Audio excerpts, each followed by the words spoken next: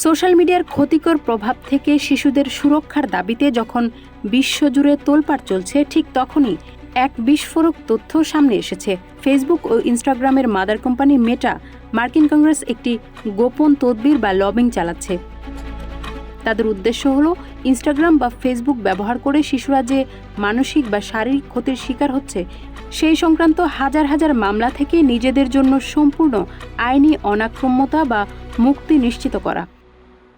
সম্প্রতি রয়টার্সের একটি প্রতিবেদনে উন্মোচিত হওয়া নথিতে দেখা গেছে, মার্কিন সিনেটে চিকিৎসাধীন কিডস অনলাইন সেফটি অ্যাক্ট বিলটির বিরোধিতা না করার শর্তে মেটা এই সুরক্ষার দাবি জানাচ্ছে।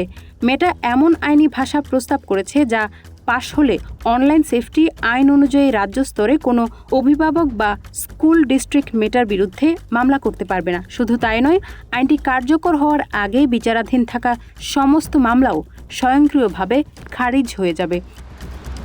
চলতি বছরের শুরুতেই নিউ মেক্সিকোর একটি আদালত শিশুদের যৌন শোষণ থেকে রক্ষা করতে ব্যর্থ হওয়া এবং প্ল্যাটফর্মের আসক্তি নিয়ে মিথ্যা বলার অপরাধে মেটাকে $375 মিলিয়ন জরিমানা করে। এরপরই এই বিপুল পরিমাণ ক্ষতিপূরণ ও আইনি দায় থেকে বাঁচতে মরিয়া হয়ে উঠেছে এই টেক জায়ান্ট। মেটার যুক্তি হলো, তারা প্ল্যাটফর্মে ইনস্টাগ্রাম টিন অ্যাকাউন্টসের মতো সুরক্ষা ফিচার যুক্ত করেছে এবং বয়সের সত্যতা যাচাই করার মূল দায়িত্ব অ্যাপ স্টোরগুলোর উপর দেওয়া উচিত। তবে শিশু অধিকার কর্মী এবং আইন প্রণেতারা মেটার এই পদক্ষেপকে তীব্র সমালোচনা করেছেন।